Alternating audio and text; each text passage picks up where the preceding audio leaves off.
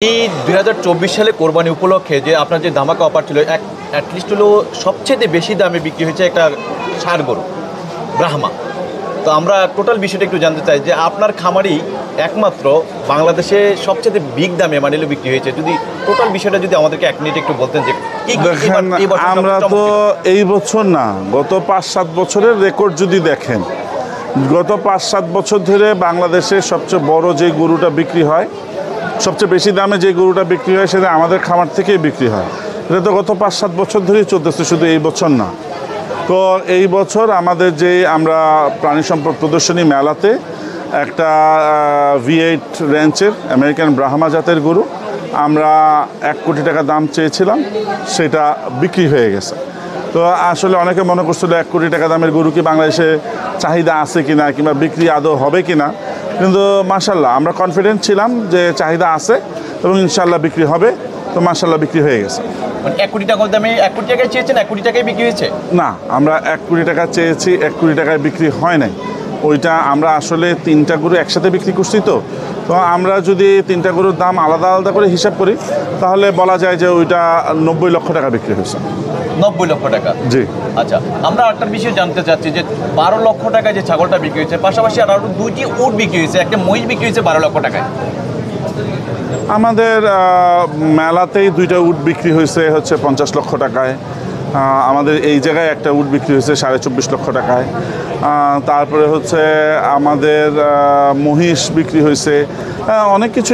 মেলাতে মহিষ যেটা বিক্রি হয়েছে 12 লক্ষ টাকা, ওটা আসলে আমাদের মহিষ না, ওটা হচ্ছে একটা ডাচ ডেইরির মহিষ ছিল, খুব সুন্দর বিশাল বড় মহিষ ছিল।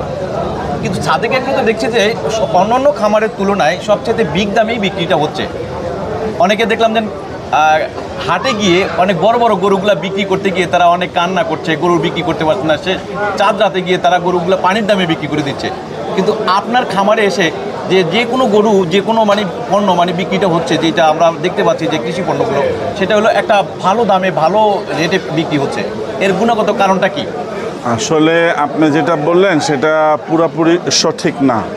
সেটা হচ্ছে আপনার 1 নম্বর কথা হচ্ছে যারা বড় গরু দেন তার মানে তারা তো হচ্ছে শৌখিন লোক। তারা শৌখিন লোক ওই কোরবানিদের 2 দিন 3 দিন আগে গরু কিনতে চান না। তারা চান ঈদের 1 মাস আগে গরু বুকিং করে ফেলবেন এবং ঈদের 8-10 দিন আগে গরুগুলো অলরেডি তাদের বাসায় চলে যায়। তো এখন হাটে যেসব গরু বড় বড় গরু উঠে, এগুলো তো উঠে ঈদের 2 দিন 3 দিন আগে। তো 2 দিন 3 দিন আগে তো অলরেডি তারা তাদের গরু, তাদের যেই গরু একজন 5টা দিবে 10টা দিবে, তাদের গরু তো তাদের বাসায় চলেই গেছে। তাদের তো আর গরু কেনার তখন আর থাকে না, ইচ্ছা থাকে না কিংবা প্রয়োজন থাকে না। যার কারণে বেসিক্যালি যারা ঢাকার খামারি আছে তারা যেহেতু আগেভাগে ঢাকার বড় বড় তারা খামারে যে আগেভাগে তাদের পছন্দের গরুটা পছন্দ করে আগেভাগে বুকিং করে ফেলতেছে এবং বাসায় সুন্দর করে সাজগুজ করে ঈদের 8 থেকে 10 দিন আগে হাট বসার আগে তো তাদের গরু তাদের বাসায় চলে যাচ্ছে। যেমন আমরা গতকালকে একজন গরু কিনছেন বাড়িতে, তার গরু গতকালকে ডেলিভারি চলে গেছে। তো এখন গতকালকে যে যার ডেলিভারি চলে গেছে সে কোরবানির হাটে যদি বড় গরু উঠে, এটা তো আর তার আর ক্রয় করার সুযোগ রইল না। তো আসলে এরকম অনেক ব্যাপার আছে ছোটোখাটো। হাটে যেগুলো গরু উঠে এগুলো হচ্ছে বেশিরভাগ হোলস্টেইন ফ্রিজিয়ান গরু আমাদের কাছেও আছে। আমরা 1000 কেজি ওজনের স্কেলে মাপা, 1200 কেজি ওজনের স্কেলে মাপা হোলস্টেইন ফ্রিজিয়ান গরু আমরা বিক্রি করে থাকি 7 থেকে 10-12 লাখ টাকার মধ্যে। কিন্তু দেখা গেছে হাটে 1000 কেজি ওজনের একটা হোলস্টেইন ফ্রিজিয়ান গরু যখন উঠে তখন এগুলোর দাম 15 লাখ, 20 লাখ, 25 লাখ, 30 লাখ টাকা হাঁকানো হয়। আসলে হোলস্টেইন ফ্রিজিয়ান জাতের গরুতে এত দাম হওয়ার কথা না। হোলস্টেইন ফ্রিজিয়ান গরু তো বেসিক্যালি একটা হাইব্রিড জাতের গরু। আমরা যে গরুগুলো অনেক অতিরিক্ত দামে বিক্রি করছি ওগুলো হচ্ছে লেগে একটা আনকমন গরু, সরাসরি আমেরিকান ব্রাহ্মা জাতের গরু। তো আসলে আমেরিকান ব্রাহ্মা কেন, আপনার আমাদের দেশীয় যে ক্রস ব্রাহ্মা জাতের গরু আছে সেগুলো 18 লাখ 20 লাখ টাকা বিক্রি হয় যদি ওই রকম 900 কেজি 950 কেজি স্কেলে ওজন থাকে কিংবা হাইট 61-62 ইঞ্চি 63 ইঞ্চি হয়, তখন যে বিক্রি হয়। কিন্তু আসলে গ্রামের কৃষকরা তারা ওজন সম্বন্ধে তাদের ধারণা থাকে না। তারা একটা 800 কেজি ওজনের গরুকে তারা 1200-1300 কেজি বলে ফেলেন।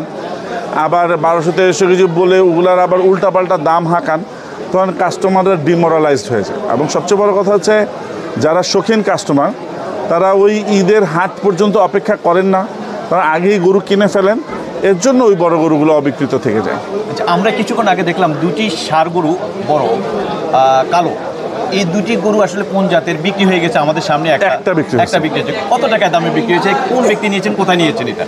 না, আর কোন ব্যক্তি নিছেন, কোথায় নিছেন সেটা আমরা বলতে পারবো না, এটা বলা নিষেধ আছে।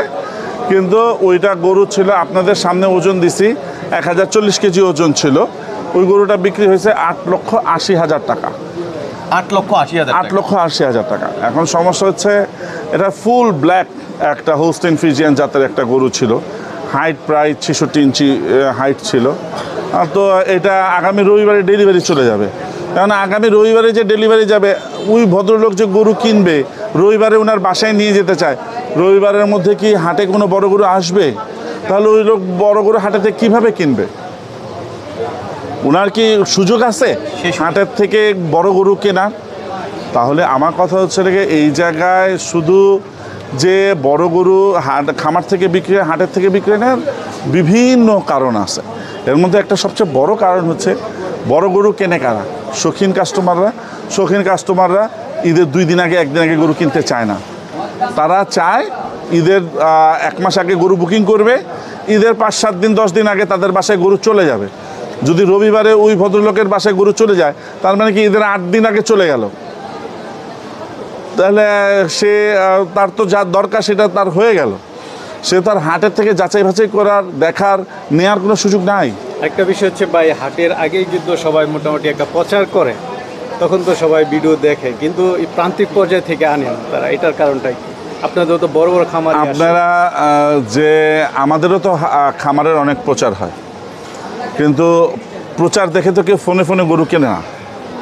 উনি তো আপনারা দেখছেন কিছুক্ষণ আগে, উনি যে নিজে সরজমিনে এসে দেখলেন, আমরা তো এই গরুর ভিডিও পাঠাচ্ছিলাম ওনাকে, কিন্তু ভিডিও দেখে তো উনি গরু কনফার্ম করেন নাই।